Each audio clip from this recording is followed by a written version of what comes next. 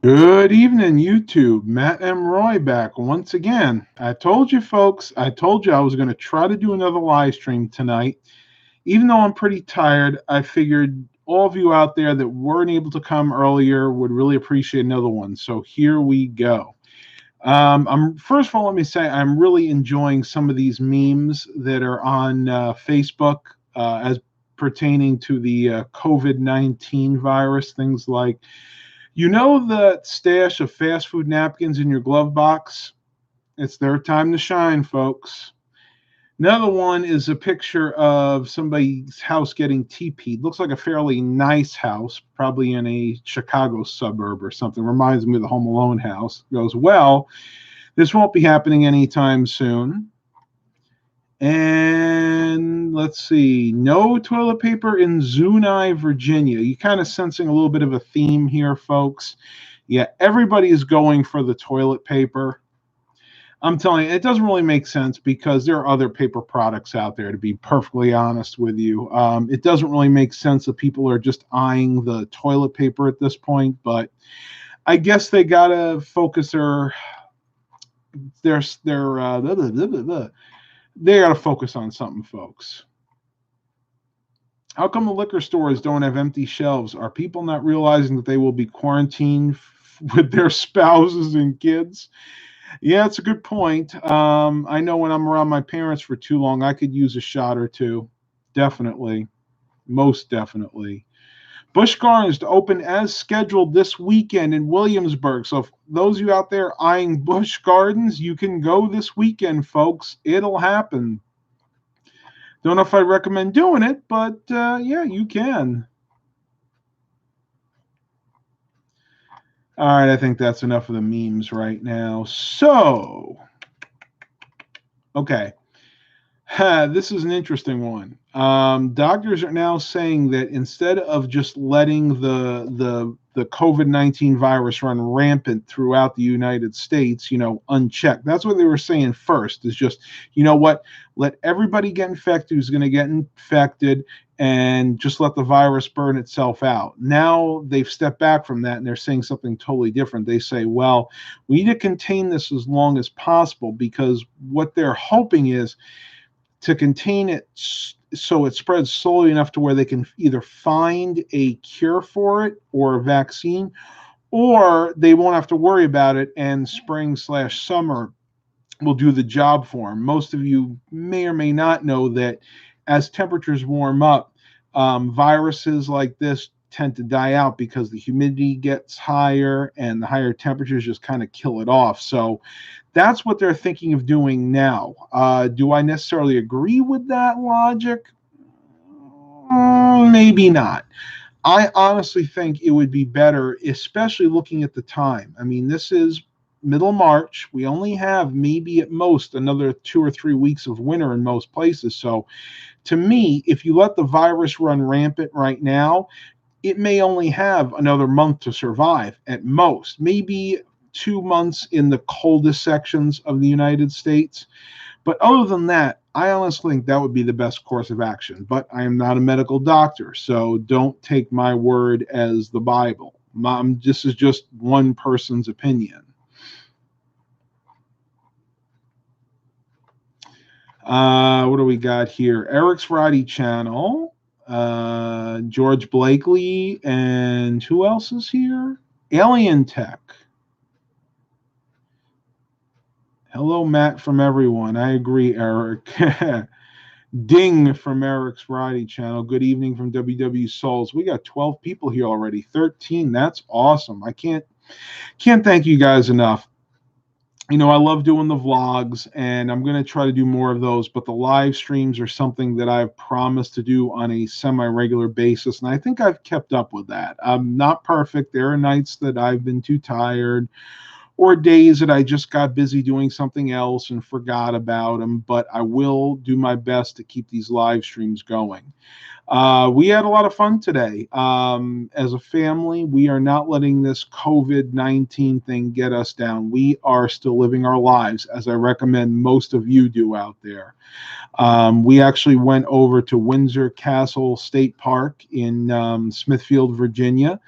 with a good friend of ours. I took my bike and I actually rode the mountain bike trail there. I took my only bike that could technically handle it, and that was my 26-inch Cannondale P-Bone white bike from around 1998. It's a little worse for wear. It was a thrift store find that I had to bring to a local bike shop and have them do some repairs. They had to replace one of the one of the was it the brake cable, or was it, I can't remember, it was either the brake cable or it was the gear selector. I think it was the gear cable had to be replaced, and then they had to do some other adjustments to it, but I'll digress on that point. It could barely do it. As a matter of fact, there's one hill there that it just couldn't do. It's about a maybe 20 or 30% grade, and it just didn't have enough traction. I get about halfway up and it just loses traction, but the rest of the hill was fine. So we did that, got a nice walk in there too. Then we went out and did some thrift store shopping. So moral of the story is, we are not letting this whole crisis get us down. We are still living our lives. We're not, in fear of, what's going to happen? Are we going to get sick? Are we going to have to be hospitalized or quarantined? It may happen, folks. I don't know what the future brings, but I'll tell you this much. You have to live your lives. If you don't live your lives to the fullest, then what's the point,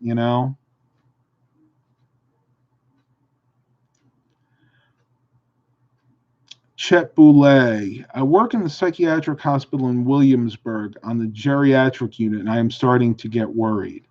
I can understand that. The geriatric community are the ones that are most susceptible to this virus, especially ones that are hospitalized, that have immunocompromised systems. Maybe they have high blood pressure, diabetes, just all those old age ailments.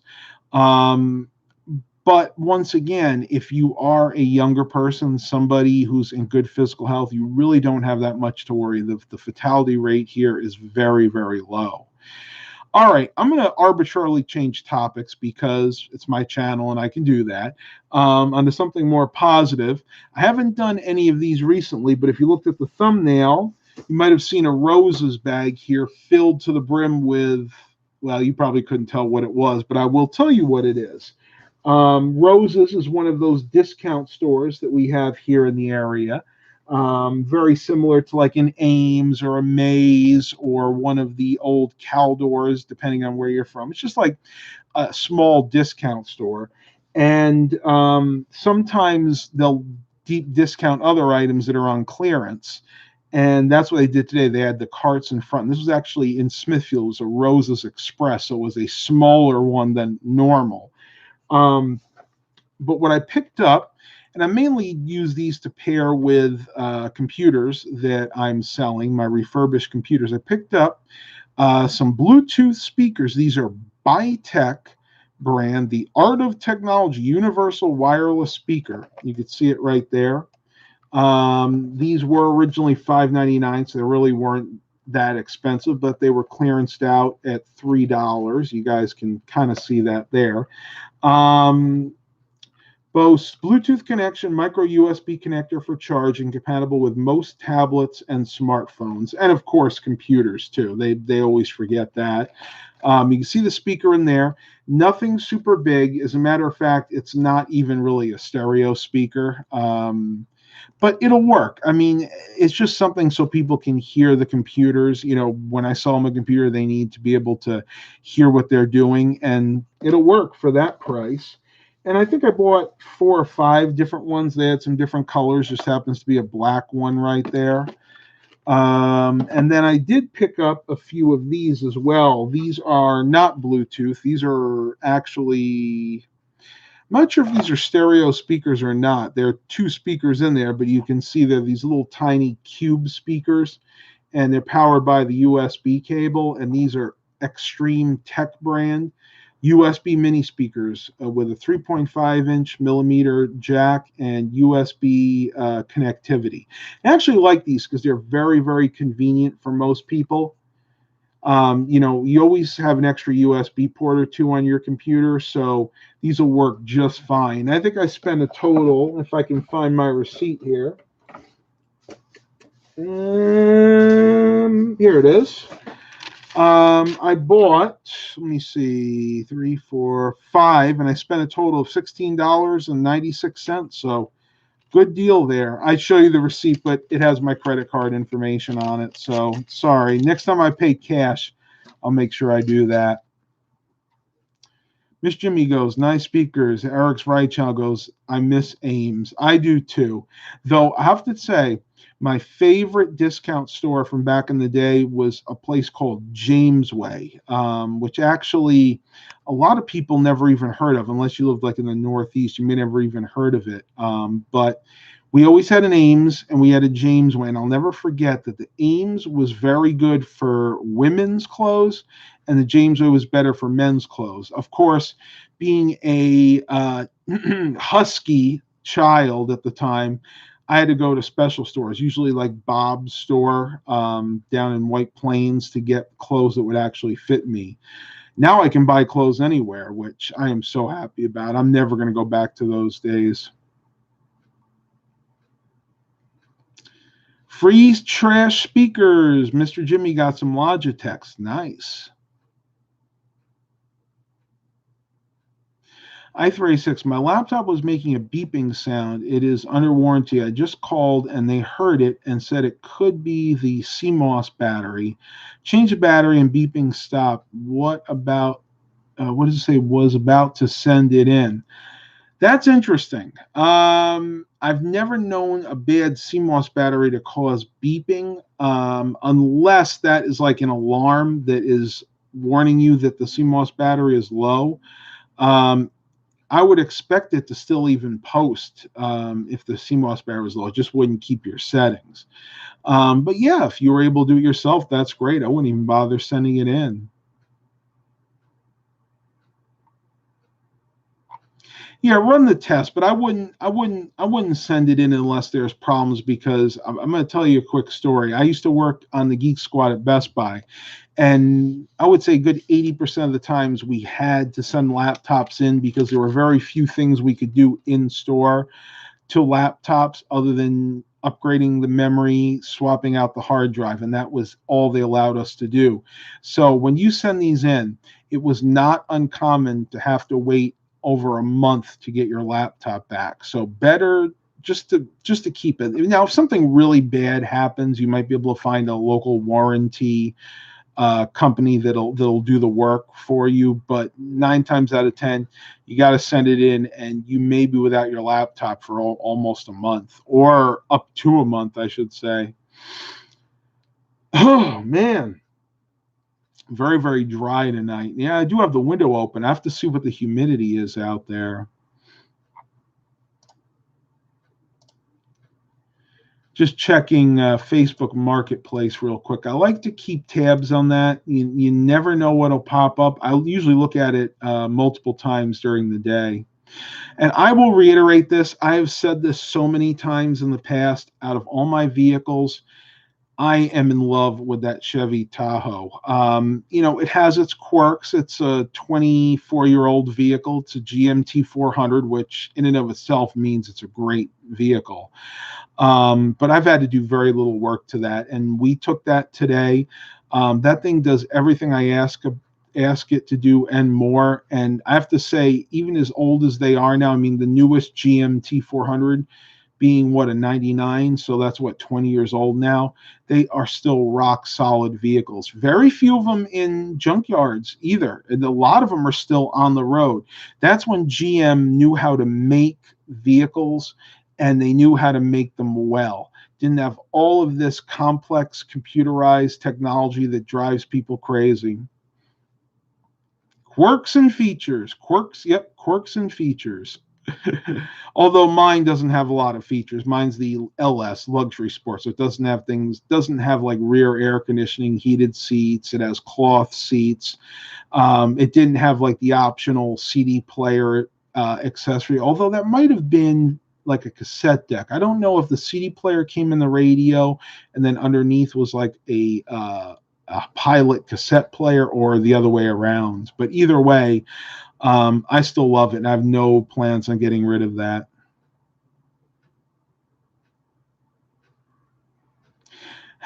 Victor, he remembered the name too. That's amazing. How much longer do you think Tilly the Tahoe will last?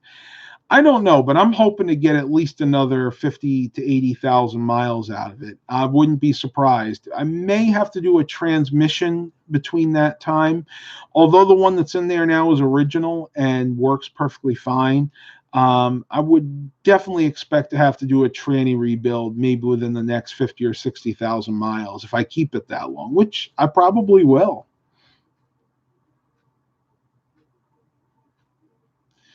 Last night, oh, this is Mr. Jimmy, by the way. Last night I saw on Marketplace somebody wanted 250 New Zealand dollars for an old Sony CRT. That does not surprise me. They're really not making CRTs anymore, and the ones that are out there are getting old. I mean, let's face it, I haven't seen a new built CRT, at least for a computer, probably in 15 years. So when supply is down and demand is up, prices will go up. That's just capitalism in its truest form. Underneath was the CD player. Okay, that's what I thought. So it must have been the cassette deck, and mine just didn't have that option, which is all right. I mean, actually, be honest with you, I prefer to have the original radio in there because I like to listen to cassettes more than I do CDs. Do I ever hug it?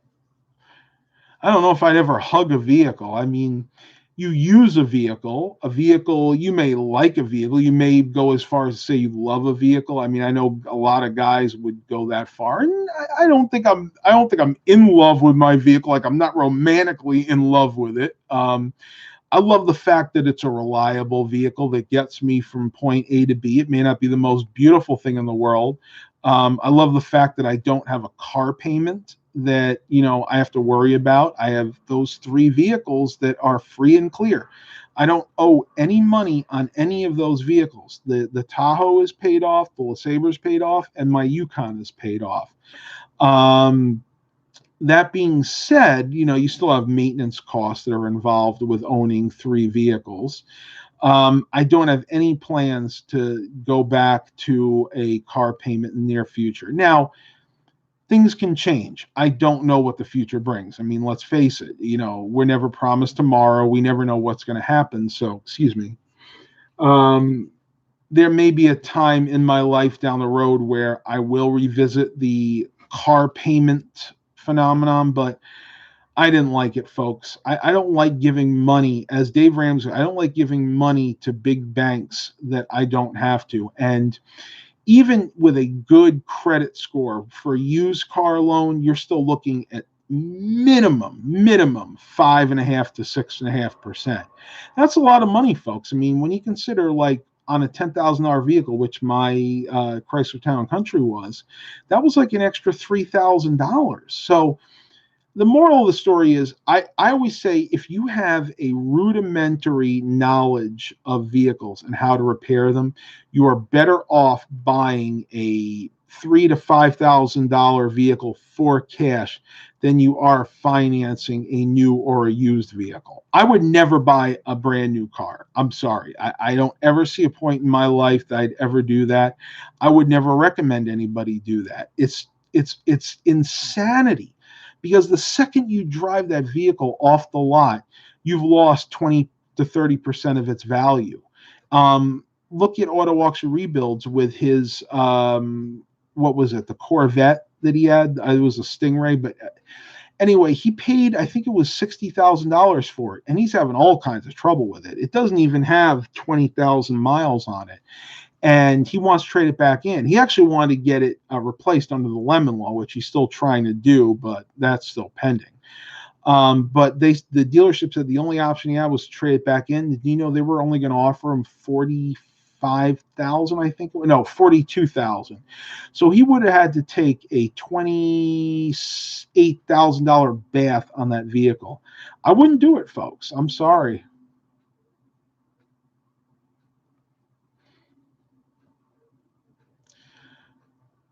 I-386, yes, my Dodge Ram is paid for. That is nice. A friend of mine at Dodge dealership tried to sell me one.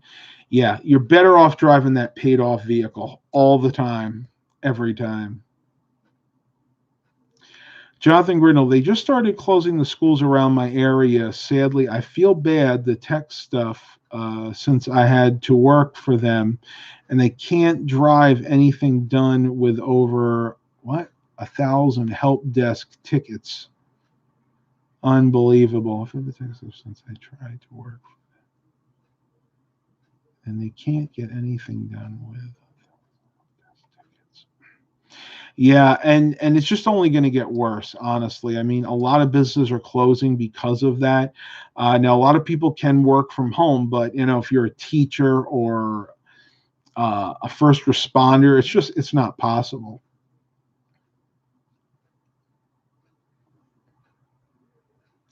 Mark, I think it's lunacy that the cars cost that much. They don't have to cost that much. The reason they cost that much is all the technology that's in there. If you can find a basic car that is, stripped down, manual windows, maybe manual door locks, regular AM, FM, radio with maybe Bluetooth in it, there are some out there, and you can still get them for $10,000 to $12,000. And that brings me to another point. Do you know that next year China is supposed to start importing their vehicles into the United States? I'll have to do a watch and wait and see how that goes. But they'll be more inexpensive. They're not that well built, unfortunately. I don't think it'll be a great idea for the U.S. market because, unlike China, we have these big things called interstates, freeways, depending on where you live. And what drives those mostly? SUVs, semis, big station wagons if you have an old one. And these little cheap Chinese made vehicles do terrible in crash safety tests. So I don't know. Maybe they're going to have different standards to bring these vehicles in the United States. I haven't heard that much yet, but fingers crossed that they do a lot better with these ones than they do with the ones that they build in China and sell to the Chinese market. Would you get a 1 million mile car? I don't know. It's almost impossible to find one. There are very few out there that'll make it to 1 million miles. If it was cheap enough and it was something that I could maybe make a YouTube video on, yeah, I probably would. And I'll be honest with you, I really want to do more videos, automotive related videos. The only problem that I'm having right now is until YouTube starts paying more for ads, I have to put my passions elsewhere. Now, as the year progresses and ad revenue goes back up, then I can put more time and effort into making better YouTube content and more videos. But until that time, I'm just going to have to, do live streams like this every once in a while. Now, if I could find a paid sponsor to help with these, then I could do that. But right now, it's just not possible. Well, I guess technically it is possible. I haven't found anybody interested in sponsoring my content.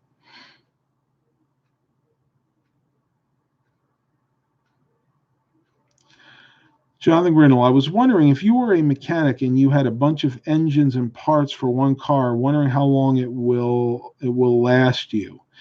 It's an interesting question.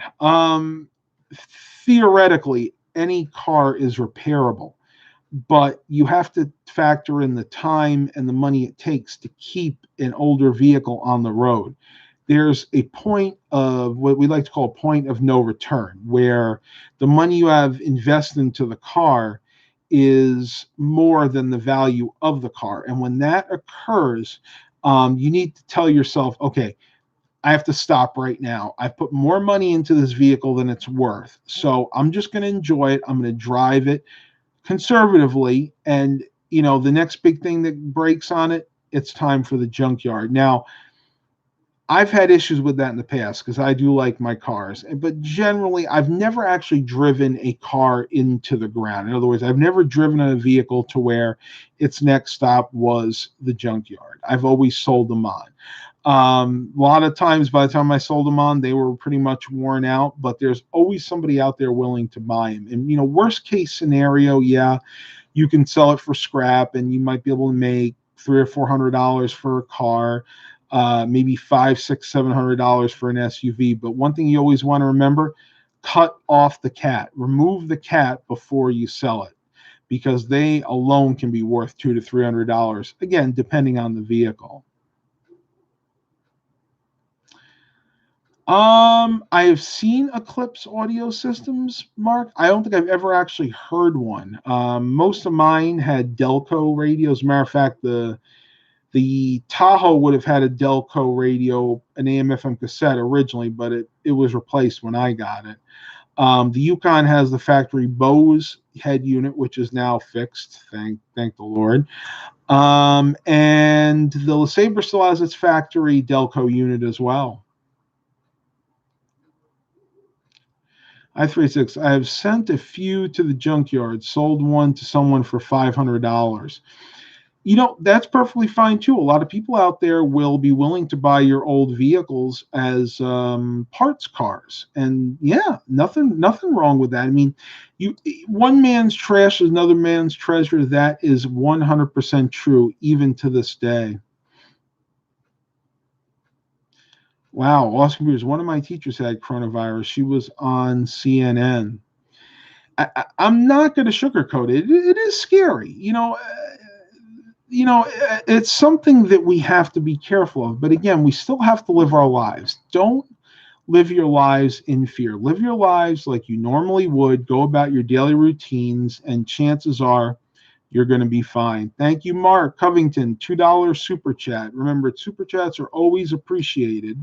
Not expected, but appreciated. Jonathan Grindle, I set my YouTube ads to only show text stuff or anything audio stuff. I could do that, but I figure a lot of you that religiously watch my videos are probably skipping the ads anyway, so I just don't think it's worth my time. Good man. Awesome Computers is doing normal routine. Awesome. You too. Have a blessed day. Don't overeat like I have been recently. Still not gaining weight, though. But I will tell you this. I've had a propensity to eat junk food lately. I had 3 donuts today, folks. I need help. I tell you, I have gotten that sweet tooth back again, and I can't get rid of it. I think I'm going to have to go on a cleanse here, either a juice cleanse or just a straight fast.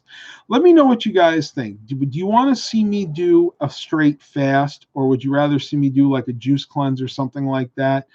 I can vlog it. I mean, I have no problem doing that. I just want to see what everybody would be interested in seeing me do, because I do need to get rid of this sweet tooth that I have.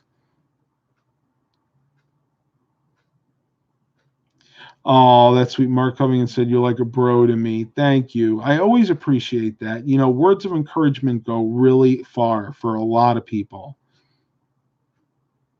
Junk food makes me poop.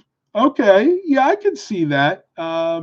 If you watch like my 600-pound life, and you believe what they say, that is pretty much the the prevailing belief. And I'll be honest with you, when I was really heavy and I was eating garbage all the time, yeah, I was on the toilet a lot. Be perfectly honest, not to gross anybody out. I hope nobody here is eating right now. Mark Covington wants to see a juice cleanse. The only problem with that is I have to find a juicer. I don't currently own a juicer. Out of all those gadgets I have downstairs, I have almost everything, but I don't have a juicer. I think I saw one at the thrift store yesterday, one of those Jack LaLanne power juicers. They only wanted like $12 for it. I might check and see if that's still available. But I know some recipes out there for juice cleanses. One is an apple, kale, and blueberry. That one, let me look that up real quick.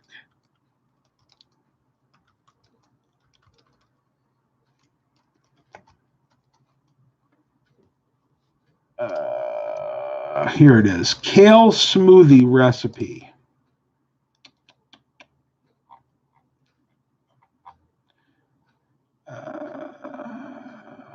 We got here Dole fresh berry. See, yeah, fresh berries, almond or apple juice, Greek yogurt, kale, frozen bananas. I'm not crazy about that one. Triple berry kale smoothie. Maybe that was the one I'm thinking about. That's like the one you get at Tropical Smoothie Cafe. That's the one. That's the one. Okay. So this is the one that I'd like to try. This is once again, the triple berry kale smoothie. This is the one that they have a lot at Tropical Smoothie Cafe. So what's in this is, hang on, glitch there for a minute. Blueberries, pineapple, kale, and apple juice. You could probably substitute something like pomegranate juice or orange juice if you wanted to. I just don't know if I can do it with the kale. I've tried it, and it's good. The kale, the flavor is very, very muted. But just thinking about what I'm drinking, I don't know, folks. I got to think about that one. But what I am going to do is share this recipe with you all. Hopefully, some of you will try that out and maybe let me know. You may be trying out before I do. But this is from Letty's Kitchen. And let me go down here. Okay, so this one takes 5 minutes, and it's a cup, pretty much everything a cup of coconut water, cup of unfiltered apple juice, cup of frozen mixed berries, 1 banana, 1 cup of fresh pineapple chunks, and 1 large handful chopped kale.